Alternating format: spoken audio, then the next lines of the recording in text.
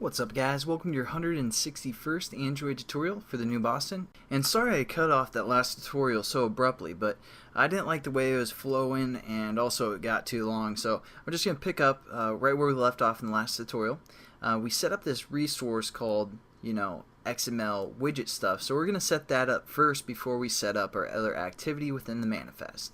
So what we're going to do is we're going to go to our package name, our project name, go to right click, new, Android XML file, and we're going to call this exactly what we called this resource reference, so we called it widget underscore stuff, and what we want this to be is a widget an app widget provider. So we're going to check this and make sure it goes into the resource file folder right here. It should, but just double check, make sure it's in there, and hit finish. So now we have an app widget provider, and again this is what we're making reference to for our widget class. And so we have this app widget provider, and this is going to help us develop our app, or our widget I should say, but we'll probably get into that in the next tutorial. But the main thing I want you guys to realize is this configure.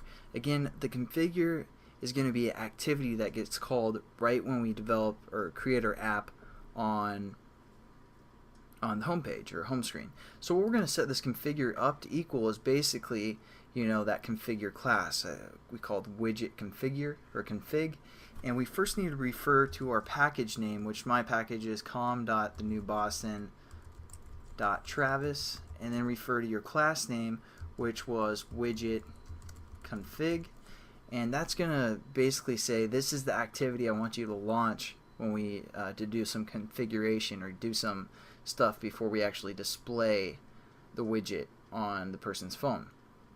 So it's just going to open up that class, and now what we have to do is we have to define that class in the manifest and say, hey, we also want to make this connection that it's going to be a configuration type class. So let's go back into our manifest, and we're going to set up that activity that is going to be our configure activity.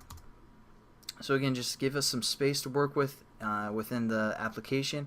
I'm going to copy this activity up here because it has the intent filters and everything attached to it. So you kind of want to have this format, and we're just going to change the class name to again widget config, and we also want to change the action name and have no category. So we're just going to delete the category out of our intent filter, and we need to change the action name so it knows that this is a configuration type activity.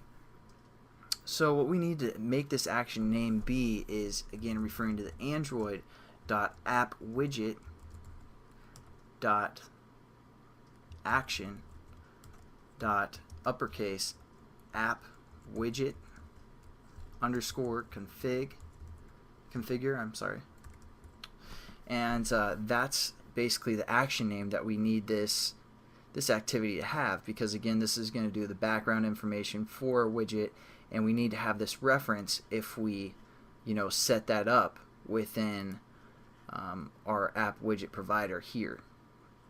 And again, this is connected to our pointless widget class by using this metadata, the resource. So again, everything kind of ties together, but we have everything that we need defined in the manifest, and that's probably going to be it for this tutorial. Again, just the configure is we have to have this action name if we're going to refer to it within the resource XML.